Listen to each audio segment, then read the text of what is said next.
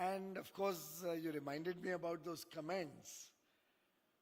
They were not planned. I was just sitting on the dais at an event in Bharat Mandapam when the startup Mahakumbh was taking place. And I just received a WhatsApp message while I was sitting there. That was that screenshot which we displayed over there. Therefore, today I took my phones and gave it away कहीं और कोई message आए और कोई नई controversy शुरू हो जाए. And I asked Prashant Prakash whether, I've just received this message, is it true? He said, yeah, it's pretty true. I said, shall I speak about it? He said, you must speak about it. And I'm glad I did. Because while soon after my comments, for a few hours it seemed like as if there was a flurry of action and attack on me, I realized finally that it had actually created a wake-up call for all of us to recognize the importance of this subject and do something about it. And then, of course, I also got this attack verified by my office. It so turned out that other than Mohandas, who genuinely felt I shouldn't have said it, probably the Zepto guy who was balanced in his messaging, everybody else who attacked me were either perpetual haters of the Modi government, people who perpetually attacked us for everything we've done, irrespective of its good impact, its international impact, irrespective. And there are a few handles, there are a few people in social media who have nothing better than to attack Prime Minister Modi and his government. And when I did that analysis, I actually felt redeemed, that I'm glad I raised this issue and brought it to the fore. And then you won't believe it, friends, wherever I went, I'm on a flight, 2 or 3 youngsters will come up and talk to me that we really liked what you said, we are inspired. I went to any program, I would find youngsters with whom those words resonated. And therefore, I'm personally very grateful to you and to the entire TiE team, sir, for having taken this subject to heart, for having raised the young men and women's aspirations to connect with Deeptech. And I have no doubt in my mind that this will be truly a forerunner to India's Deeptech ascent. Congratulations to TiE. Come to think of it, when we talk about, let's say, the internet also, look at the transformational journey that India has had. When we came into government in 2014, we had about 250 million internet users or thereabouts. I don't think digital connectivity had reached the length and breadth of the country at that point of time. I remember when Prime Minister launched Digital India, and it's now almost 10 and a half, 11 years. People were not able to really understand the deep thinking that went into the Digital India program. Because it was a part of a number of initiatives that he had in mind, that he was going to take up for the benefit of the country and its growth. Whether it was the Jan Dhan accounts, which took financial inclusion and banking to millions and millions of people who had always remained unbanked. Whether it was the national identity which we all got through Aadhaar. Whether it was his vision to eliminate corruption by giving money to the deserving, to the beneficiaries directly into their bank account, which could not have been possible. The direct benefit transfer could not have been possible without mobile penetration at the level we have today. And friends, I think at the core of the last 11 and a half years journey of growth, journey to become the fourth largest economy in the world, another 2 years to become the third largest economy, overtaking Germany also. The journey to become a $4 trillion economy, well on path to achieve the mission of a $32 trillion economy by 2047. The effort to eliminate corruption in the country, the effort to make sure benefits reach the intended beneficiary in time, in real time. At the foundation of all of these programs, the program by which we have taken 250 million people out of poverty, the program to give nearly 80 million farmer families, and at one point of time it was over 100 million, free support as an honorarium for their regular requirements through the PM Kisan Yojana, whether it's the effort through Mudra Yojana to make sure everybody gets adequate funding for whatever be their needs, or the Swanidhi Yojana for the hawkers and people who have their daily livelihood in very humble background. All of these rest on the power of technology, power of mobile penetration, the power of digital India. And therefore this increased from 250 million internet users or connected individuals. Today India proudly has 1 billion internet users. And the journey of Deeptech has a very holistic connotation.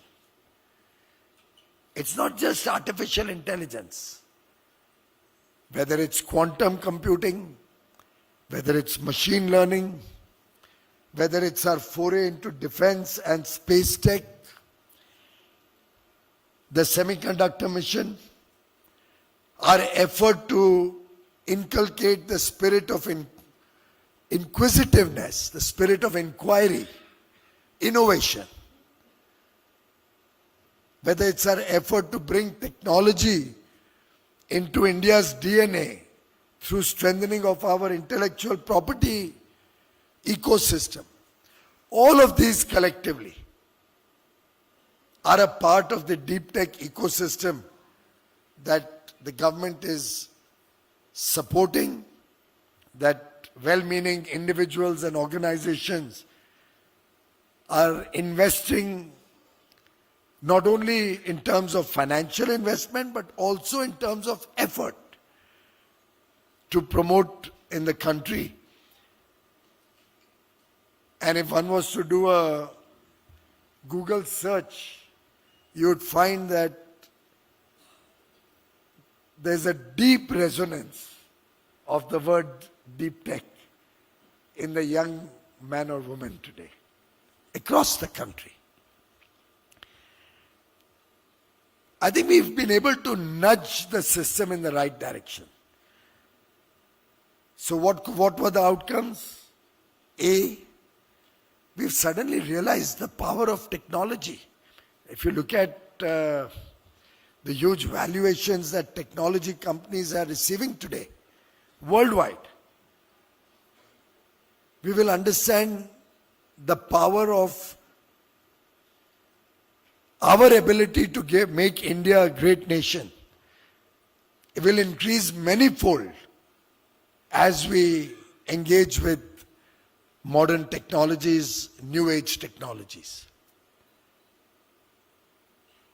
On the government's part, A, our Startup Fund of Funds, second edition.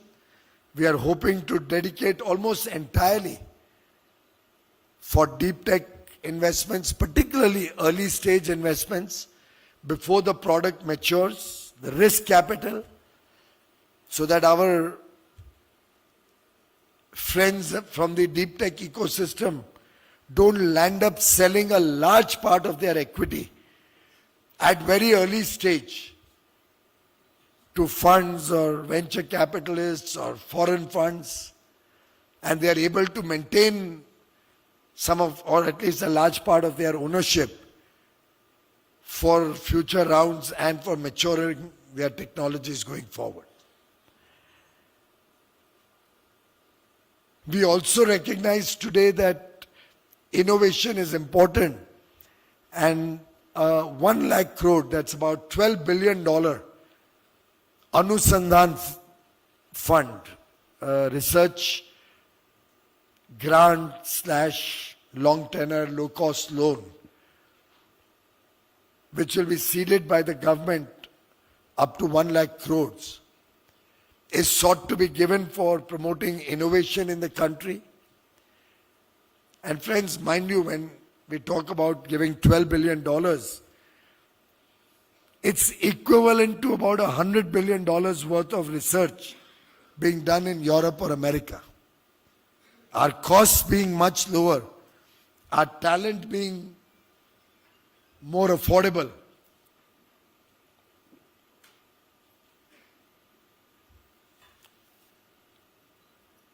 I would expect this 1 lakh crore, again supplemented by some private sector financing also, will translate into a significant thrust to support innovation, to support new ideas. And as the Honorable Prime Minister in his Independence Day speech had said, giving a clarion call to the nation, India must reduce its dependence on foreign technologies, foreign weapons, foreign energy sources, or foreign critical technologies. The spirit of Swadeshi is not just about making in India, or designing or developing in India or serving from India. It's very, very important for our long-term growth, for our sovereignty. And this decade has in fact given us several wake-up calls, starting from COVID pandemic,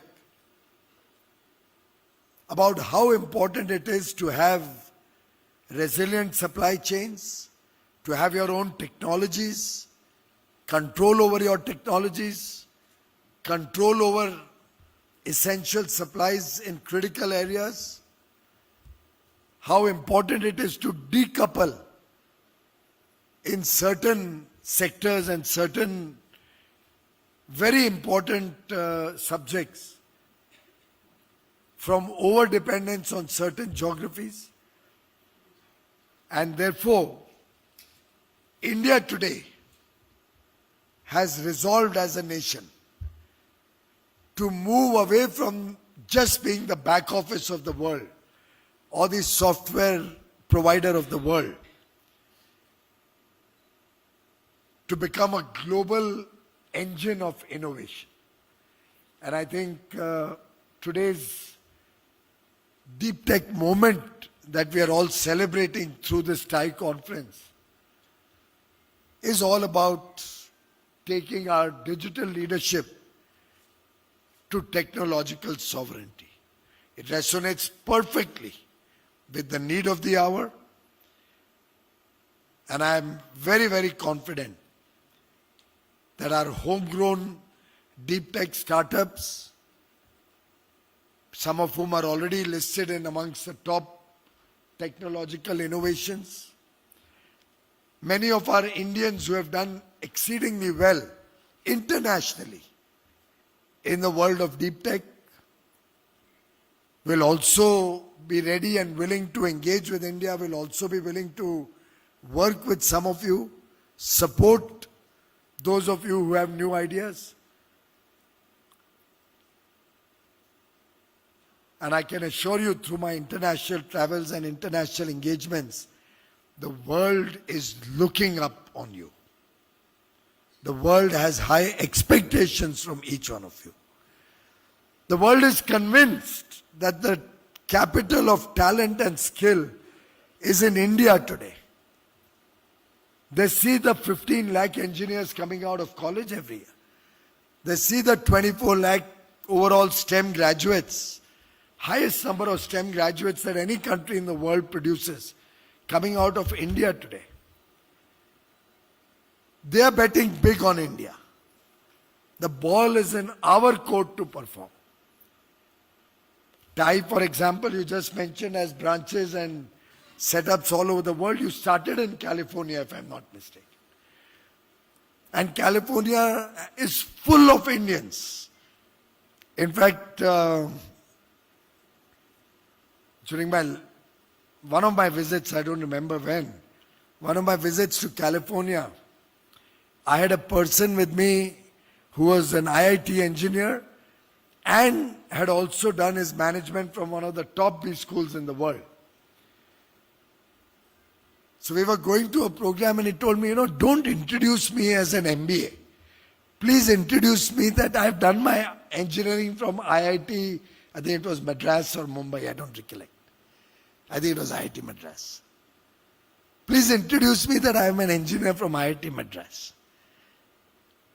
And this I'm not talking now, this is at least 4 or 5 years ago, probably pre-COVID.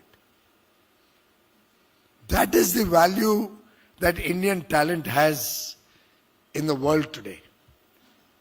You go to any part of the world, and I'm constantly engaged with people from this field across the world. We had a number of meetings in Singapore earlier this month. We had a lot of meetings on this subject in Berlin 4 days ago. Across the world, people are looking up to you. And as they say, a ship is safe in the harbor. That's why you call it a safe harbor. But that's not what it's meant to be. Ships are not meant to be safely anchored at the harbor. Ships are meant to sail. Ships are meant to explore. Ships are meant to go out in turbulent waters. Ships are expected to withstand challenges, cyclones, turbulent tides. And I think India is a ship which was never meant to stay in safe harbor. We 1.4 billion Indians, enterprising by nature, intelligent, willing to take risks, entrepreneurial in our thinking. We are not meant to be looking at small goals and small ambitions. We as a nation are committed to play a big role at the global level, be it our investors, be it our small or big deep tech enterprises, be it our huge talent in India, internationally. Let's leverage all these skills together. Let's get all these resources. And I think TiE can play a very important role through the spread that you have across the world. In fact, IIT alumni are another very, very powerful body that can play a very important role. And I'm sure many in this room may be IIT engineers. I think let's work as a team, My doors are open 24/7 for all of you. Let's work together. Let's go out there and conquer the world, friends. Thank you very much.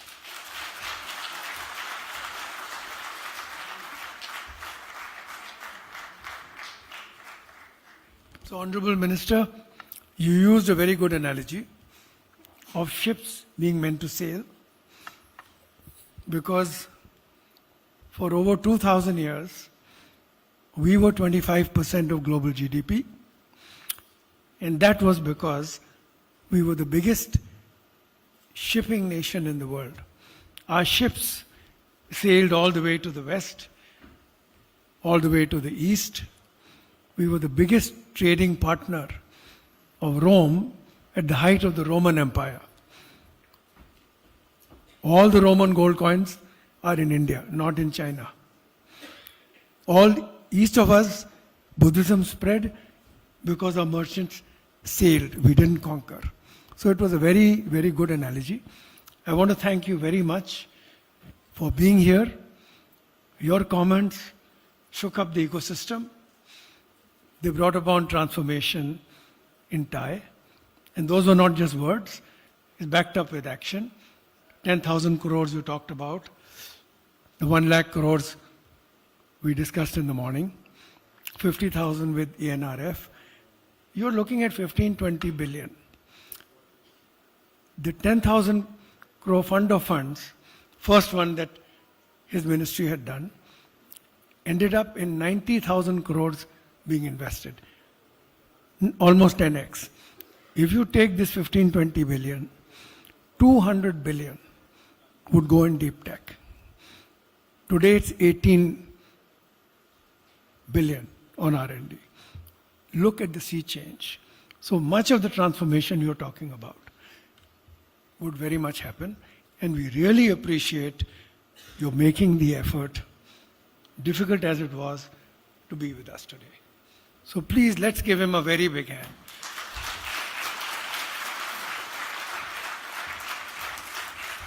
Thank you, Honorable Minister. Thank you, Shri Saurabh Srivastava-ji. And can I request Managing Director, Kalari Capital, Vani Kola, to also join us on the stage?